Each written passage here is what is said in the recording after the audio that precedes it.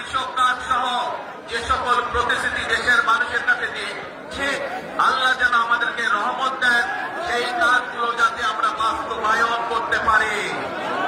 আমরা চাই এই দেশে মানুষের ভাগ্যের পরিবর্তন হোক, কারণ আমরা দেখেছি গত 15-16 বছর কিভাবে স্বৈরাচারের সময় এই দেশের মানুষের বাক স্বাধীনতাকে হরণ করা হয়েছিল, মানুষের কথা বলার অধিকার কেড়ে নেওয়া হয়েছিল, কিভাবে বছরের পর বছর মানুষকে ভোটের অধিকার থেকে বঞ্চিত রাখা হয়েছিল।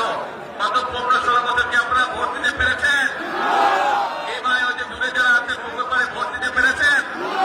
ভোট দিতে পারেন নাই। এই যে আমার আগের ডান দিকে ভোট দিতে পেরেছেন আপনারা? ভোট দেবেন। নতুন ভোটার কারা কারা আছেন?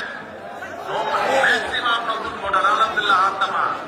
এখন এই যে নতুন ভোটার, আপনাদেরকে দায়িত্ব নিতে হবে আগামী দিনের এই দেশকে সুন্দরভাবে গড়ে তোলার। আমরা যে ফ্যামিলি কার্ড দিব মায়েদের জন্য, ঘরে ঘরে সেই ফ্যামিলি কার্ড যাতে পৌঁছতে পারে আপনাদেরকে খেয়াল রাখতে হবে। দেশের কৃষক ভাইদেরকে যে কৃষি কার্ড দেব, আমরা আমাদের বহু এই যে সিলেট অঞ্চলের বহু মানুষ লন্ডন ইউরোপে যায়, দেশের বিভিন্ন অঞ্চলের মানুষ, এই যে তরুণ মানুষ যুবক যারা, তাদেরকে আমরা বিভিন্ন রকম ট্রেনিং দিতে চাই, যাতে করে যখন বিদেশে যাবে